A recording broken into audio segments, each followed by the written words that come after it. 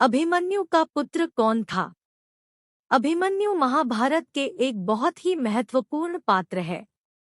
अभिमन्यु के पुत्र का नाम परीक्षित है।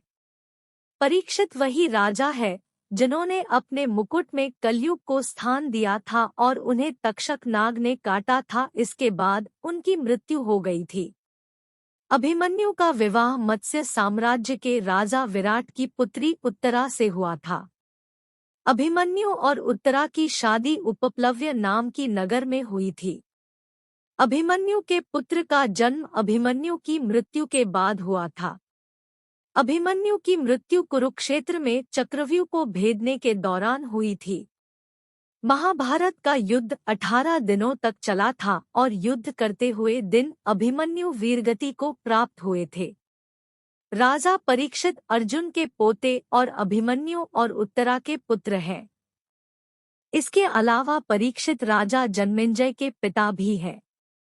जब परीक्षित को तक्षक नाग ने काट लिया था और उनकी मृत्यु हो गई थी, तब उनके पुत्र जन्मेजय ने सर्पों के विनाश के लिए महायज्ञ का आयोजन हुआ था, जिसमें विश्व का कई विषधारी और दुर्जन सर्पों का विनाश हो गया था।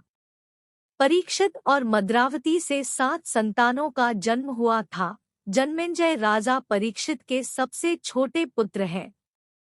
हिंदू धर्म में 4 परीक्षित राजाओं का वर्णन मिलता है।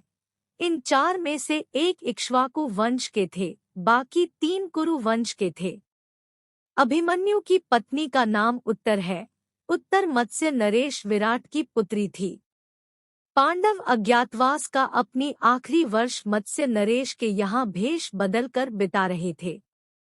इस दौरान अर्जुन वृहन्ला के रूप में मत्स्य राज परिवार के साथ रहकर उत्तर को नृत्य, संगीत आदि की शिक्षा दे रहे थे। उत्तर अर्जुन की शिष्य थी और अर्जुन ने उत्तर की शादी अपने पुत्र और कृष्ण भगवान के भांजे अभिमन्यु से करा दी।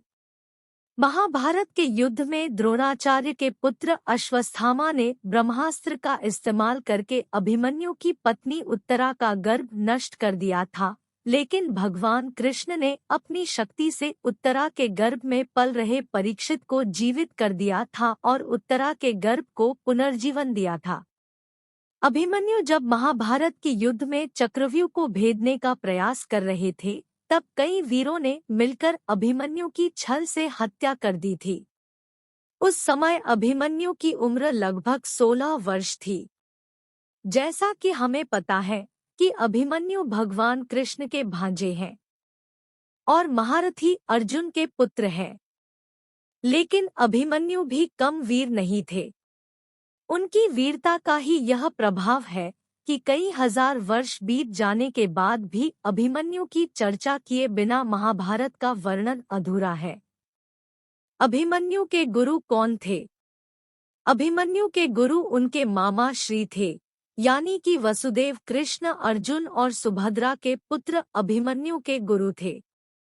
अर्जुन अपने भाइयों समेत वनगमन और अज्ञातवास में रहे, इसलिए इस दौरान सुभद्रा भगवान कृष्ण के साथ ही द्वारिका में ही रहा करती थी। भगवान कृष्ण अपने भांजे को सभी प्रकार के अस्त्र और शस्त्र विद्या सिखा रहे थे। इसके अलावा राजनीति का ज्ञान भी अभिमन्यु अपने मामा यानी कि अपने गुरु श्री कृष्ण से सीख रहे थे। अभिमन्यु अपनी उम्र के हिसाब से काफी ज्यादा शक्तिशाली थे। अभिमन्यु के शक्ति कौशल से अच्छे योद्धा परिचित थे।